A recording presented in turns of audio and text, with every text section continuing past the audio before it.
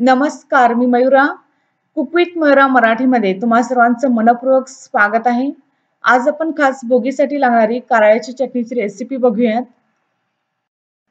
यासाठी आपल्याला लागेल 1 कप कारळे, पाव कप शेंगदाणे, पाव कप सुक्या खोबऱ्याचं किस, 1 टीस्पून जिरे, 2 टेबलस्पून साधं लाल तिखट, 10 ते 12 लसणाच्या पाकळ्या आणि लागेल चवीपुरतं मीठ.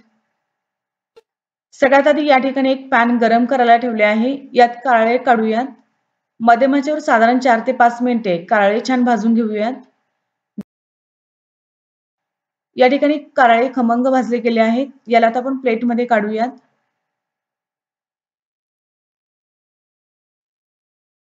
यानंतर शेंगदाणे देखील 4 ते 5 मिनिटे मध्यम आचेवर भाजूयात. खमंग भाजलेले शेंगदाणे दुसऱ्या प्लेटमध्ये काढावेत.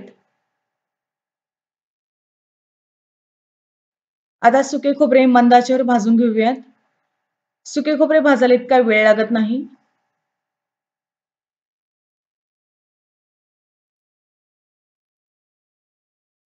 यानंतर लसूण भाजायला घ्या. सुक्या खोबऱ्याचं तेल आधीच पॅनला लागल्याने वरून एक्स्ट्रा तेल टाकावे लागत नाही. त्यामुळे लसूण अशीच भाजून घ्यावी.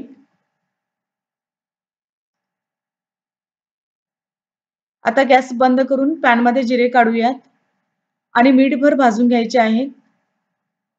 भाजलेले सर्व जिन्नस थंड झाल्यावर मिक्सरच्या भांड्यात आधी कारळे काढून वाटून घेऊयात.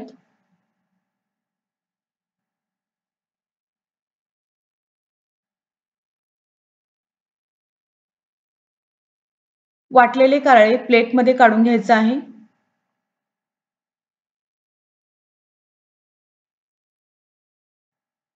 यानंतर शेंगदाणे, खोबरे आणि जिरे एकत्र वाटून घेऊयात.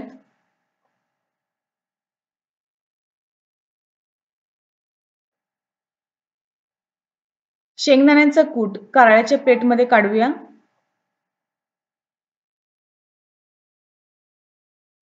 यात लाल तिखट घालायचं आहे.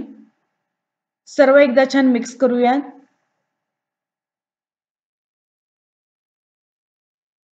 आता लसूण आणि मीठ मिक्सरच्या भांड्यात काढूयात आणि हे वाटायला सोपे जाण्यासाठी कारळ्याचं मिश्रण थोडंसं घालूया. या ठिकाणी लसूण छान वाटला गेला आहे. यात सर्व कारळ्याचं मिश्रण घालूया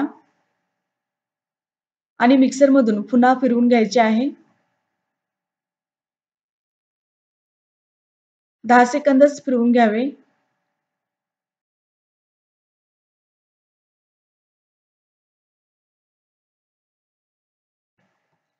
तर या ठिकाणी बघा खूप मस्त कोरडी कारळ्याची चटणी तयार झाली आहे. रोजच्या जेवणाबरोबर 1 टीस्पून ही चटणी तूप दह्याबरोबर खूप भन्नाट लागते. तेव्हा घरी आजच ट्राय करा आणि तुमच्या प्रतिक्रिया आम्हाला कळवा. नेहमीप्रमाणे आजचा व्हिडिओ आवडल्यास लाईक करा, शेअर करा. तसेच कुक विथ मयुराला सबस्क्राईब करायलाच नका. धन्यवाद.